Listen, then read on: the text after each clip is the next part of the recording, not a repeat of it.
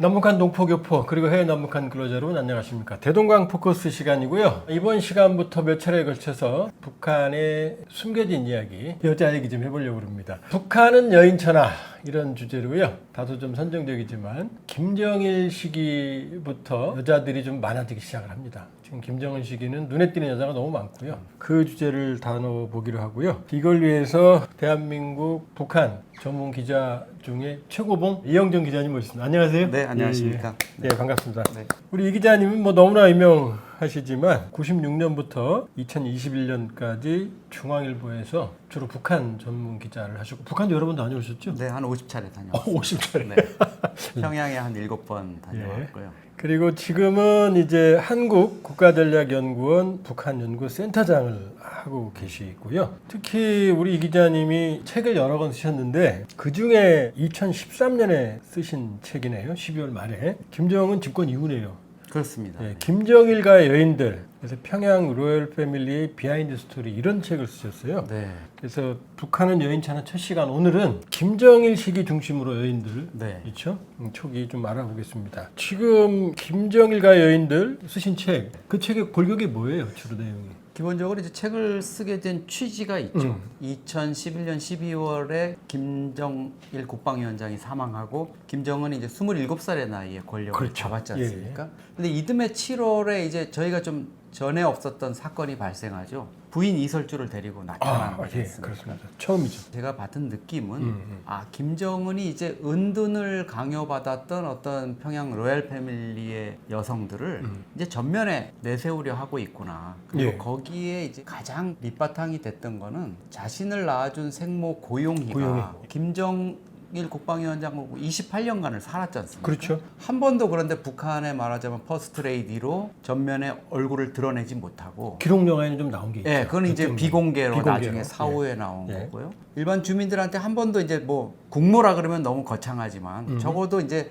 최고 지도자의 배우자 정도로서 이렇게 등장을 할 수 있었어야 되는데 그러지 못하고 김정은이 20살 나던 2004년에 이제 암으로 예, 사망하는 죽죠. 게 그것도 예. 프랑스 파리에서 이제 유방암인가 암 치료를 그랬죠? 유선암 치료를 받다가 죽고 뭐 묘지도 뭐 이렇게 조성은 돼 있지만 그냥 대성단 혁명 열사랑 오른편에 있어요. 네, 그렇게 돼 있는 상황이라서 이거 좀 흥미롭다. 김정일과의 여인들, 뭐 김정은 패밀리죠. 거기에 있는 여동생이 뭐 김여정이라든가 또 현송월이라든가 또 부인 이설주. 그 다음에 이제 여러 가지 여인들을 한번 다뤄보자. 자, 그러면 이제 지금 첫 시간에 그럼 저는 알고 싶은 게 결국 김정일의 여자가 많았죠. 네, 많았죠. 김영숙, 네, 홍일천, 네. 성혜림, 고용희, 그다음에 김옥. 요 외에도 있을 것 같은데 있죠. 여성 편력이 워낙 예. 많았으니까. 그렇지만 이제 저희가 계보상으로 좀 넣을 수 있는. 이 정도죠. 네. 그럼 제가 알고 싶은 게 결국 고용희는 기록 영화에도 일부 나와요. 네, 공개는 그렇죠. 안 나왔지만 네, 네. 그리고 고용희의 아들 김정은이 권력을 승계 있잖아요. 네. 그럼 고용희는 그 여자들 사이에서 위상이 좀 어땠을까요? 그건 뭐 단연탑이죠. 단연탑? 네, 단연탑이죠. 28년간이나 곁을 지켰고 네. 사실상 이제 김정일의 부인이나 마찬가지였어요. 원래 정혼한 부인은 뭐 김수인이 김영숙으로 돼 있지 않습니까?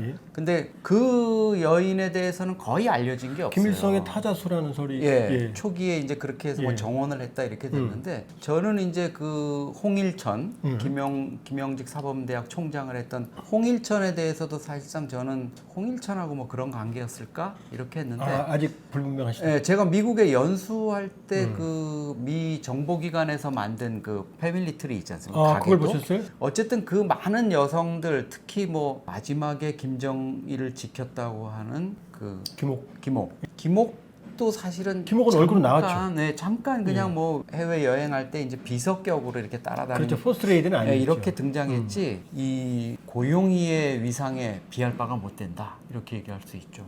그런 얘기가 있거든요. 확인이 안 됐지만 성혜림, 네, 성혜림하고 고용희하고 동거하는 기간이 겹치잖아요. 네, 그렇죠. 겹치죠. 그런데 고용희는 원산에 김정은과 함께 살았고 네. 성혜림은 평양에 살았다. 그렇죠. 그러면 성혜림이 고용이를 평양에 못 오게 했다 이런 암투설이 있어요. 결국은 뭐 이렇게 볼 수 있지 않을까요? 고용이 입장에서는 자기 아이들 셋이 있지 않습니까? 김정철, 정철, 정리, 그다음에 여정이. 여정이. 예. 이 세 명을 지키기 위한 거의 사투를 벌이지 않았을까? 왜냐하면 성혜림이 어쨌든 장자인 김정남을 낳았으니까. 그렇죠. 김정남이 뭐 후계 1순위가 한때 당연시 됐지 않습니까? 그렇죠. 예, 예. 그러다 보니까 여기에서 만약에 밀려나게 되면 우리 아이들 셋의 존재는 물론이고 사실 김정남 암살에서도 보듯이 제거돼야 될 대상이잖아요. 만일에 김정남이 권력을 살았다면 못 잡았다면 예, 역으로. 네. 그런 거니까 거의 뭐 사투를 벌였다 이렇게 볼 수 있고 예. 결국은 고용이라는 여자가 대단하다는 거는 그 와중에서 자기 소생을 셋을 권력 후계로 만들어서 오늘날 북한의 후계자로 권력자로 3대 세습자로 만들었다는 게 그게 대단한 거죠. 근데 이제 지금 북한에서 나오는 말 들으면 네. 고용이를 원산댁이라고 그랬대요. 그렇죠. 예. 네.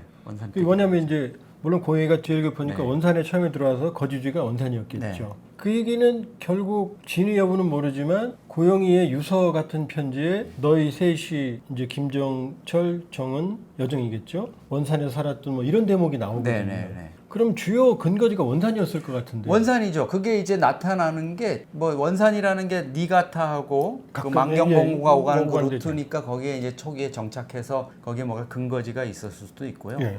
지금 김정은의 각별한 원산 사랑을 봐도 알 수 있죠. 그렇죠. 원산 공항을 뭐 예. 수천억을 들여서 새로 한다든가 원산 갈마. 원산에 지금 갈마 해양관광지구를 만들고 마식령 스키장을 만들고 하는 것들 그리고 김정은이 여름철만 되면은 동해안에 휴양을 가서 묵는 게 이제 원산 특가가 아닙니까? 그렇죠. 거기 뭐 요트도 있죠. 예, 그리고 거기에 형인 김정철 그리고 김여정까지 이제 불러가지고 이 3남매가 사실은 국정을 수시로 협의한다. 그럼 정철이도 은둔형이 아니고 그렇죠. 실제로는 이제 뭐 음악을 즐기고 에릭 크랩톤을 워낙 좋아하니까 뭐 런던 공연도 다니고 동남아 공연도 다니는데 여전히 일정한 역할을 하고 있다. 이렇게 지금 나오고 있죠. 그 지금 뭐 나오는 얘기로는 네. 지금 김정남은 김일성이랑 찍은 사진이 있답니다. 있을 것 같습니다. 예, 왜냐하면 어릴 때 예. 군복을 입고 외할머니 김원주하고 찍은 사진도 제가 봤거든요. 아, 그러셨죠? 네, 네. 그러니까 뭐냐면 김경희가 그러니까 김정일 여동생이죠. 네. 울고불고 김일성한테 얘는 장자 아니냐. 그렇죠. 그래서 찍은 사진이 있다고 그러거든요. 그러면 절대적으로 김정남이 유리했고 성혜림도 그랬을 텐데 고영이가 그 셋을 지키고 28년을 살고 네. 물론 오래 살기도 했지만 성혜림도 병사했으니까요. 네. 그 동력은 어디 있다고 보세요? 성혜림이 이제 영화배우 출신으로 그 유부녀였지 않습니까? 그렇죠. 원래 젊은 김정일의 마음을 사로잡는 데까지는 성공을 했는데 연상이었죠, 성혜림. 그렇죠. 한 7, 8살 연상이었습니다. 네. 근데 결국은 김정일이 견디지 못한 거는 성혜림이가 좀 성격이 이렇게 좀 신경이 날카롭고 그래서 결국에 나중에 우울증이 왔지 않습니까? 그래서 모스크바에 가서 그렇죠. 이제 예. 병치료를 받고 이러는 과정에 우리 납북됐던 최은희 씨가 영화배우 최은희 예, 씨가 있죠. 그 신상옥 감독과 함께. 회고록에 쓴 거 보면 그 성혜림이가 신경이 되게 날카로워가지고 뭔가 이렇게 신경질을 많이 내고 짜증을 내고 이러는 거를 받아주지를 못했다는 거잖아요. 그 보자 하는 사람들이 너무 힘들어하고 예. 결국에 이제 그런 과정에서 김정일이 마음이 좀 멀어지면서 마침 그때 이제 북송교포 출신의 무용수 만수대 일산 무용수였던 고용이한테 이제 끌리면서 사실상 이제 성혜림은 버림받게 된 거죠. 그리고 이제 모스크바로 그렇죠. 가게 되는 거고. 그리고 한때 뭐 성혜림이 서방 망명설까지 나오고 이러면서 완전히 이제 북한의 로얄 패밀리 안방에서는 이제 밀려나게 되는 거죠. 특히 조카 이한영이 탈북한 것도 영향을 그렇죠. 미쳤겠죠. 그거가 이한영이 결국은 한국에서 이제 북한 공작원에 의해서 총격을 당해서 이제 피살당하고 이러는 뭐 큰 사건이 있었는데 예. 그 과정에서 그 죽은 이한영의 엄마인 성혜랑, 예. 성혜랑 씨가 이제 작가인데 그분이 쓴 그 등나무집이라는 회고록에 보면은 그런 이야기들이 나오죠. 어떻게 해서 성혜림이 버림받게 됐고 이런 얘기들이 나오는데 간략히 말하면 그냥 평양 로얄 패밀리의 여인들이라는 게 결국은 뭐냐면 이 최고 권력자의 총애를 받느냐 안 받느냐 이런 거예요. 조선시대랑 똑같네요. 네, 특히 뭐 김여정이처럼 혈족이거나 김경희 혈족이거나 이러면 최소한의 목숨을 부지할 수 있고 어떤 실책이 있더라도 그것이 뭐 아주 나락으로 떨어지는 것까지는 안 가는데 나머지 이 총애라 그래야 되겠죠? 그런 것들을 통해 가지고 그 안방을 차지했다 이러면 사실은 최고 지도자의 열정이 식는 걸로 그건 자기 명운이 다한다고 봐야죠. 근데 어찌됐건 지금 우리가 알고 있는 5명의 여인 중에서 김영숙, 홍일천, 성혜림, 고용숙, 김옥까지 이 중에서 사실은 유일하게 가계를 온전히 보존하고 권력을 승계받은 거란 말이에요. 그럼요. 그럼 고용희와 김정은 사진 중에 어릴 때 보면 아주 어린 김정은이 군복을 입고 예. 공부를 가르치는 장면이 네. 있어요. 전 그거 보면서부터 어릴 때부터 권력 지향적인 어떤 교육을 시켰지 않았을까 그런 느낌이 들었거든요. 그렇죠. 근데 그거는 사실은 뭐 김정은이가 어떤 특별한 거라서 그런 교육을 받았다 이런 거라기보다는 예. 북한의 체제의 특성상 어쨌든 그 자녀들 있지 않습니까? 예. 김정일의 자녀들, 모든 자녀들이 다 후계를 위한 예비 교육은 받는 거거든요. 그러니까 군복을 입고 어릴 때부터 해서 그런 사진을 찍어두고 이러는 게 또 아마 영상으로도 그런 게 남아 있을 겁니다. 예. 만약에 이 아이가 나중에 후계자가 되거나 이제 세습 권력자가 됐을 때 그 우상화라든가 이런 것들 영상을 만들기 위해서 작업이 이루어지고 있는 거고. 결국 성혜림의 경우에는 아까 말씀하셨던 성격 문제도 있을 거고 그다음에 김정남의 도쿄 디즈니랜드 예. 놀러 갔다 걸린 사건이 결정적이고 그렇죠. 그다음에 조카 이한영이 이제 망명한 게 결정적이었을 거고 이제 겹쳐요. 그렇죠. 근데 나머지 세 여인도 있잖아요. 네. 김옥도 있고 지금 뭐 김설송부터 시작해서 김영숙 쪽에는 또 자녀가 있는 걸로 네, 지금 그렇죠. 얘기가 되죠. 네. 결국 고영이만 살아남았단 말이에요. 네. 근데 우리는 고영에 대해서 아무것도 모르거든요. 고용에 대한 정보가 너무 없죠. 너무 없죠. 네. 근데 이제 고용이 죽고 나서 이제 김정은 쪽에 선군 어머님이라고 그건 뭐 확인됐습니다. 그렇습니다. 그래서 네. 선군 어머님이라고 그랬다고 그러면은 결국은 김정은이 등장을 한 게 김정일이 2008년에 뇌경색 네. 8월에 그러면서 같이 현지지도 바로 이제 나오면서 다니기 시작을 하고 네. 2009년에 나오잖아요. 네. 그럼 그 이전에도 이미 준비는 됐을 거다. 그렇죠. 그 다니는 모습들이라든가 이런 것들이 뭐 공개되지는 않았지만 후계 수업 차원에서 그런 것들이 충분히 이루어졌다. 이렇게 볼 수가 있죠. 근데 이제 2004년에인가 죽었죠? 김정은이 20살 때 죽었을 거거든요. 네. 그럼 그 이후는 후견인이 없었을 거고. 그렇죠. 그리고 지금 고영이가 그 유선암으로 고생을 하는 그 시기에도 제가 보기엔 힘이 없었을 거고. 네. 그러면 대략적으로 결정적인 터닝 포인트는 언제쯤이라고 보세요? 김정은 나이로 봤을 때. 근데 그때 이제 그 고용희가 어려움을 겪을 때도 예. 뭐 현철애라든가 예. 죽어서도 지금 아주 뭐 영웅시대 뭐 현철은 저도 특집을 다룬 적이 있는데. 그 원로인 현철애라든가 예. 또 노동당 조직지도부 부부장했던 이재강이라든가 이재강. 이런 후원 세력들이 뭐 조현준, 있었던 김경호. 거죠. 예. 그런 후원 그룹이 있었는데 무엇보다도 뭐 저는 김정은이가 후계자가 되는데 결정적인 거는 김정일의 선택이었던 것 같습니다. 김정일이 어쨌든 그 많은 여인들 중에서 고용희를 가장 믿고 의지했고 또 실제로 사랑한 것 같아요. 많은 여성 편력이 있었지만은 그러다 보니까 이제 고용희의 소생 쪽으로 마음을 결정한 것 같고 정철이가 결국은 이제 신체적인 어떤 호르몬계 이상이라든가 뭐 이런 정신적으로 부분 나도. 그런 것들이 있으니까 나를 가장 잘 닮은 정은이를 후계자로 하겠다 이렇게 결정을 한 것 같습니다. 성혜림은 모스크바에서 쓸쓸하게 그렇게 죽었지만 모스크바에 지금 묘지도 그냥 방치해 놓고 예, 맞죠. 뭐 잡초가 무성해가지고 김정남이가 찾았다가 뭐 그 모스크바 대사관 관리하는 애랑 싸웠다는 얘기도 있지 예, 않습니까? 그렇지만은 성혜림이 그랬는데 고용희는 프랑스 파리에서 유선암으로 죽었을 때 아주 고급 관으로 운구를 해가지고 운구를 했는데 사실은 그 고용희의 죽음이 드러난 것도 고급 관이 평양으로 이송되는 그거를 우리 정보기관이 포착해서 예. 저게 뭐지? 왜 저런 고급관이 평양으로 들어가지? 해서 추적해서 고용희가 유선암으로 죽어서 이렇게 됐고 아까 말씀하신 묘지를 조성한 거라든가 이런 첩보도 이제 확보를 하게 된 거죠.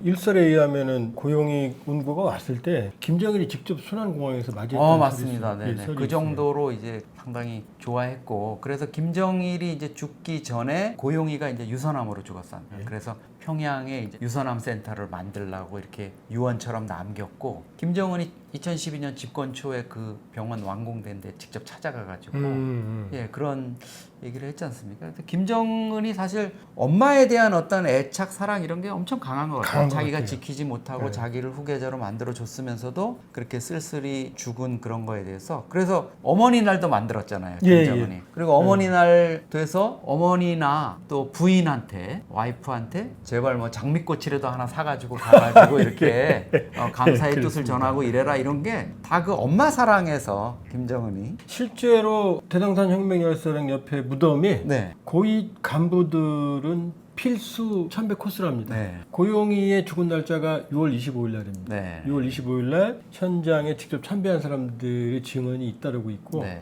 그 혁명열사랑 앞에 고용이 무덤 앞에 꽃도 팔고 네, 이런 네, 시설도 잘 돼 있답니다. 자, 오늘 북한의 여인차나 첫 번째 여인은 고용이었습니다. 네. 고용이. 지금 이 기자님 말씀대로라면은 오늘 김정은이 있는데 결정적인 역할을 한 여인은 고용이군요. 고용이죠. 그 기록 영화에 보면은 있을 수 없는 일이 있잖아요. 그 클러치백 같은 거 고용이가 옆에 끼고 김정일하고 같이 군부대를 가가지고 여기저기 손짓하면서 이렇게 하죠. 이거 봐라 저거 봐라 그렇죠, 이러지 하죠. 않습니까? 말 타는 장면도 있고. 북한 최고 지도자한테 손가락질하면서 이거 봐라 이거 저거 봐라 할 수 있는 사람이 없잖아요. 없죠. 네. 말년까지도 어마어마한 사실 권력과 총애를 받았다 이렇게 볼 수 있습니다. 예, 오늘 북한 전문 기자 이영정 기자님과 알아본 북한의 여인차나 첫 번째 여인은 고용이었습니다. 네. 오늘 나와주셔서 감사드리고요. 예, 오늘 포커스 마치겠고요. 좋아요, 구독, 알람 부탁드립니다.